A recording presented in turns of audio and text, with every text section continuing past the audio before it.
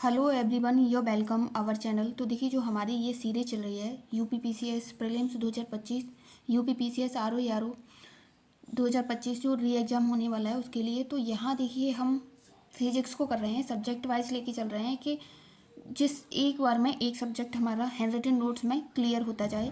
और ये बता दें आप सभी को, ये notes NCERT class 8th 9th 10th की एनसीईआरटी से हैंड रिटन नोट्स हैं, जहाँ से एग्जाम में बार बार पीवाईक्यूज बनते हैं और आप एक बेसिक क्लियरिटी के साथ यहाँ से समझ पाओगे कि जो हमारे पास अभी टाइम है इसमें हम इफ़ेक्टिव वे में, और जब हमारे पास जो 1 मंथ बचता है एग्ज़ाम के टाइम पे या फिर हम एग्ज़ाम देते रहें, तो वहाँ हम चीज़ों को अच्छे से किस तरीके से रिवीजन कर पाएंगे। देखिएगा, बुक आप कितनी भी बार पढ़ लीजिए, लेकिन हर बार आप पढ़ोगे कुछ नया सही लगेगा। लेकिन जब आप अपने हैंड रिटन नोट्स बना के और बुक से करते हो तो चीज़ें बेटर वे में समझ आती हैं और एक बार में आपका टॉपिक और जो आप चैप्टर कर रहे हो वो क्लियर हो जाता है। तो एक अच्छे से आप सभी भी पीवाईक्यूज को एनालिसिस करते हुए, जो अभी हमारे पास टाइम है, डेली टारगेट देखिए करा रहे हैं, तो हैंड रिटन नोट्स भी बनाते रहिए। तो देखिए, आज इससे पहले एक क्लास अपलोड कर चुके हैं फिजिक्स की एनसीईआरटी, और ये सेकंड क्लास है।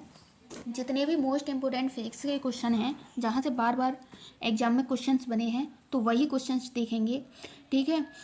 तो यहाँ हम अपने क्वेश्चंस देख लेते हैं। देखिए, यहाँ आपने देख के हेडिंग समझ आ रहा होगा कि यहाँ से न्यूटन के जो लॉ है मोशन का, उससे कितनी बार क्वेश्चंस आए हैं, और यहाँ से जितने भी क्वेश्चंस आए हैं उन सभी को हम देख लेंगे। तो जो न्यूटन का लॉ था, गति का नियम था, तो बुक कौन सी, किस बुक में था ये, तो प्रिंसिपिया बुक में इसका नियम था। ये आप एनसीईआरटी में अच्छे से देख सकते हो, ठीक है। और ये 1687 एडी में पब्लिश हुई थी। और जो गति का प्रथम नियम है उसके बारे में जान लेते हैं। तो देखिए, जो गति का प्रथम नियम है, सभी ऑब्जेक्ट अपनी इंटरनल पोजीशन बनाए रखना चाहते हैं जब तक कोई इंटरनल फोर्स, जब तक उन पर कोई बाहरी बल न लगाया जाए, तब तक वो अपनी जो कैपेसिटी है उसे बनाए रखते हैं। तो इसके देखिए, इसका एग्जाम्पल्स भी आप देख सकते हो कि जड़त्व का नियम गति का प्रथम नियम के अनुसार ही कार्य करता है, और जो सेकंड नियम है इसे बल की परिभाषा प्राप्त होती है, इसे बल की परिभाषा भी इसी से प्राप्त होती है, फोर्स की। और देखिए, यहाँ एग्जाम्पल देख लेते हैं गति का नियम किस किस तरीके से कार्य करता है। तो देखिए, यहाँ आप सभी को एक बात बता दें कि हो सकता है हम अभी इतनी क्लियरिटी से ना समझा पा रहे हो, बट आप यहाँ नोट्स देखिए, यहाँ पे एक एक पॉइंट आपको क्लियरिटी से समझ आ रहा होगा अगर आपने एक भी बार बुक से पढ़ी होगी। तो देखिए, यहाँ एग्जाम्पल के बारे में देखें तो बस और ट्रेन के अचानक चलने पर यात्री पीछे की ओर झुक जाते हैं, वो गति का प्रथम नियम का लॉ है। और जो रुकने पर आगे की ओर झुकना, ये भी गति का प्रथम लॉ है। कंबल से धूल का निकलना पीटने पर, ये भी गति का प्रथम नियम है। तो ये सभी गति के प्रथम नियम से कार्य करते हैं। अब अपना सेकंड क्वेश्चंस देख लेते हैं, और बाकी का आप सभी को बता दें, जो क्वेश्चंस हम यहाँ करा रहे हैं वही क्वेश्चंस आपको टेलीग्राम ग्रुप पे एमसीक्यू फॉर्म में इवनिंग टेस्ट में देखने को मिलते हैं, जो कि वहाँ घटना चक्र, जितने भी PCS, state PCS, other exams में पूछे गए क्वेश्चन होते हैं, वो सभी आपको देखने को मिल जाएंगे। बाकी का मेंस का करा रहे हैं, वो भी आप सभी जितना भी हो पाए करते रहिए। तो यहाँ गति का जो दूसरा नियम है, सेकंड लॉ है, उसे देख लेते हैं। तो ये संवेग में परिवर्तन की दर, चेंज होता है जो मूवमेंट में, मोशन में, उसके बारे में बात की गई है। तो वस्तु पर लगे बल को समानुपाती होता है, वस्तु पर लगे जो बल होता है उसके समानुपाती होता है। और देखिए, इसका जो सेकंड लॉ है, ये गति का, यहाँ पे फोर्स का नियम भी है, F बराबर ma। यहाँ आगे देखते हैं, ये फॉर्मूला है सेकंड लॉ का। अब जो थर्ड लॉ है गति का तृतीय नियम, ये क्रिया प्रतिक्रिया का नियम भी आप यहाँ से नॉर्मली भी समझ सकते हो। जो क्रिया प्रतिक्रिया का नियम है वो गति का तीसरा नियम है। और देखिए, इसके बाद इसके जो एग्जाम्पल्स हैं उन्हें देख लेते हैं। रॉकेट का आगे बढ़ना, बंदूक की गोली के बाद व्यक्ति का पीछे की ओर धक्का लगना, ये गति का तृतीय नियम है। अब आगे नेक्स्ट क्वेश्चंस देख लेते हैं। तो देखिए, आवेग क्या है, आवेग से संबंधित सभी क्वेश्चंस को हम यहाँ देख लेंगे। तो जो इम्पल्स है, जब कोई बल किसी वस्तु पर थोड़े समय के लिए कार्य करता है, उसे फोर्स टाइम इंटरवल कहा जाता है। वेक्टर, इसका जो राशि की बात करें, कौन सी आवेग कौन सी राशि है, सदिश है या अदिश है, तो आवेग सदिश राशि है, और इसके यूनिट NS है इसकी। और एग्जाम्पल देख लें, तो जो आवेग का नियम है वो किन किन पे लागू होता है, बल्ले द्वारा गेंद का जो प्रहार किया जाता है, तो वो भी आवेग से ही होता है। और हथौड़े से कील का ठोकना, ये भी एक आवेग का ही एग्जाम्पल है। आगे देखिए, यहाँ फोर्स से संबंधित क्वेश्चंस को देख लेते हैं, जहाँ फोर्स बल से संबंधित क्वेश्चंस हैं। तो जितने भी यहाँ से गुरुत्वाकर्षण बल, गुरुत्वीय बल, नाभिकीय बल, वो सभी यहाँ आप समझते हैं। तो देखिए यहाँ देखते हैं, यह बाह्य कारक इंटरनल फैक्टर है जो किसी वस्तु पर प्रारंभिक अवस्था इंटरनल पोजीशन में परिवर्तन करता है। तो गुरुत्वाकर्षण बल को यहाँ देख लेते हैं। तो ब्रह्मांड में प्रत्येक वस्तु किसी अदर ऑब्जेक्ट, मतलब किसी दूसरी वस्तु को केवल अपने द्रव्यमान के कारण ही आकर्षित करती है। कोई भी वस्तु जो गुरुत्वाकर्षण बल है, यहाँ पे जो कोई भी वस्तु होती है वो गुरुत्वाकर्षण बल के कारण वो दूसरी वस्तु को अपनी ओर आकर्षित करती है। तो यहाँ इसके डिस्टेंस 1 मीटर, इसके माध्यम से भी आप समझ सकते हो।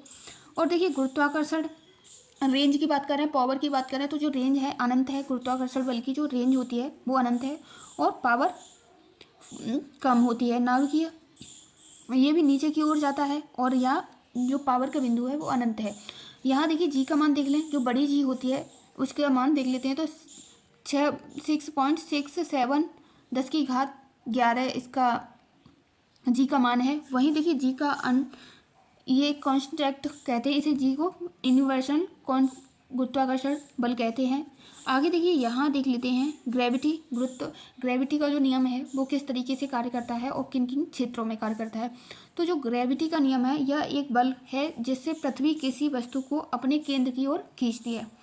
जैसे कोई वस्तु ऊपर से फेंकी जाती है नीचे को, तो वो अपने केंद्र की ओर खींचती है, वो ग्रेविटी गुरुत्व का बल है। गुरुत्वीय त्वरण की जो डेफिनेशन है ड्यू टू ग्रेविटी, तो वो देखते हैं जब वस्तु ऊपर से छोड़ी जाए तो पृथ्वी की ओर आती है, जैसे निकट आती है और त्वरण वेग उसका बढ़ता जाता है।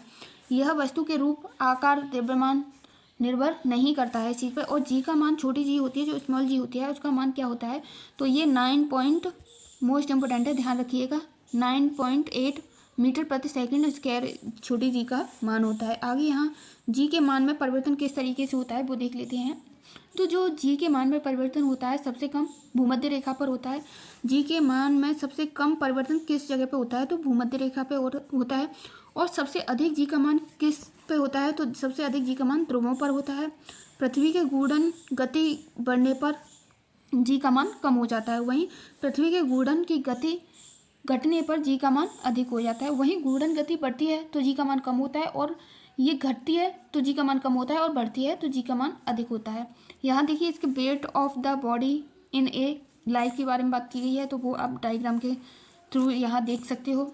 आगे यहाँ घर्षण बल के बारे में बात करें तो घर्षण बल से संबंधित जितने भी क्वेश्चंस हैं, यहाँ देखिए घर्षण बल की जो डेफिनेशन है उसे देख लेते हैं। तो गति का जो विरोध करता है उसे घर्षण बल होता है। इसकी दिशा सदैव वस्तु की गति की दिशा की जो विपरीत दिशा होती है उसे कहते हैं सरफेस। जो यहाँ देखिए संपर्क क्षेत्र पर निर्भर नहीं करता है, ये स्टैटिक, सेल्डिंग और यहाँ रोलिंग। देखिए स्टैटिक की बात करें इसका सबसे अधिक होता है, सेल्डिंग और रोलिंग सबसे कम होता है इसका। अब आगे नेक्स्ट देख लेते हैं जो अभिकेंद्रीय बल। जो अभिकेंद्रीय बल होता है इसमें केंद्र की ओर लगने वाले बल इंटरनल फोर्स को कहा जाता है। जो अभिकेंद्रीय बल होता है जो अंदर की ओर लगता है उसे अभिकेंद्रीय बल कहा जाता है। और देखिए यहाँ इसका फॉर्मूला देख लें, तो इसका फॉर्मूला F बराबर mv²/r इसका फॉर्मूला है। और वहीं इसके एग्जाम्पल्स को देखें तो पत्थर बांधकर डोरी घुमाना, या फिर सूर्य के चारों ओर ग्रह के चारों ओर उपग्रह जो परिक्रमा करते हैं, इलेक्ट्रेशन होता है।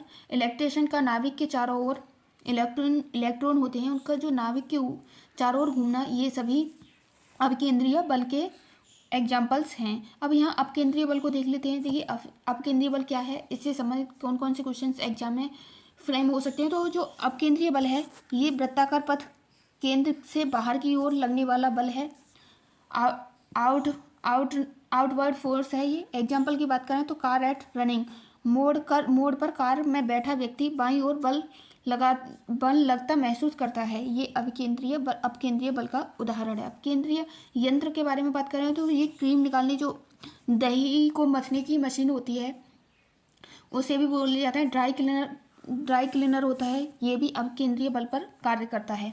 आगे नेक्स्ट देख लेते हैं। तो यहाँ टॉर्क्विक बल आघूर्ण के बारे में देख लेते हैं। तो ये इसकी देखिए डेफिनेशन को देखें यहाँ, तो बल द्वारा एक पिंड को अक्ष के परित घुमाने की घटना को बल आघूर्ण कहा जाता है। तो यहाँ देखिए बल आघूर्ण से जितना दूर लगाया जाएगा बल आघूर्ण अधिक होगा। वेक्टर इसकी देखिए बल आघूर्ण की राशि कौन सी है, तो ये सदिश राशि है।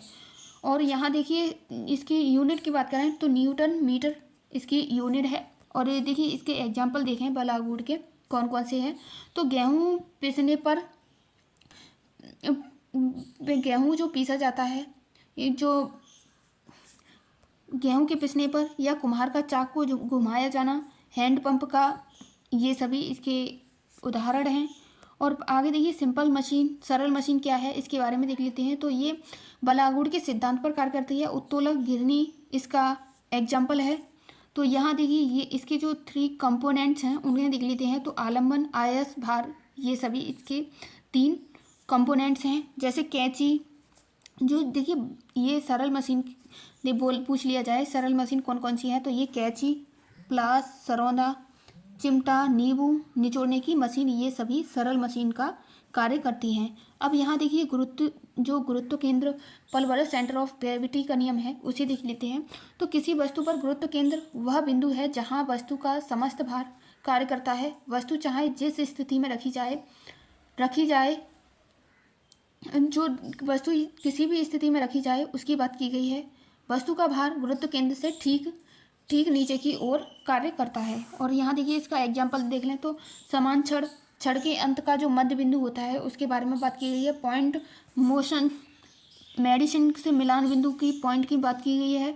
यहाँ आप सभी डायग्राम के माध्यम से समझ सकते हो। आधार से 1/3 ऊंचाई पर इसको खोखला जो शंकु है उसके माध्यम से दर्शाया गया है। यहाँ देखिए कार्य, ऊर्जा और शक्ति के बारे में बात कर लें तो वर्क, एनर्जी और पावर से जो संबंधित क्वेश्चंस हैं वो सभी भी हम देख लेते हैं।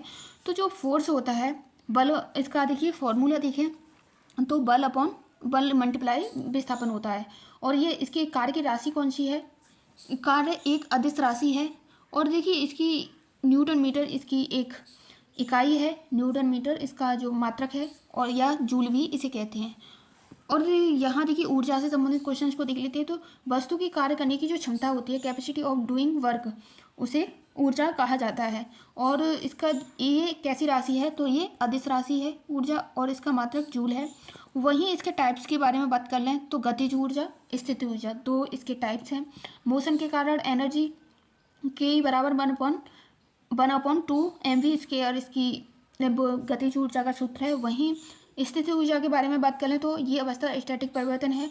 डैम में पानी जमा होना, घड़ी में चाबी, ये सभी ऊर्जा से संबंधित हैं। वहीं ये देखिए ये क्वेश्चंस हैं, हम नेक्स्ट वीडियो में देखेंगे। तो आज के लिए बस इतना ही। Thanks for watching this video. बाकी का आपकी कोई क्वेरी हो तो आप कमेंट बॉक्स में जाके बता सकते हो। थैंक्स।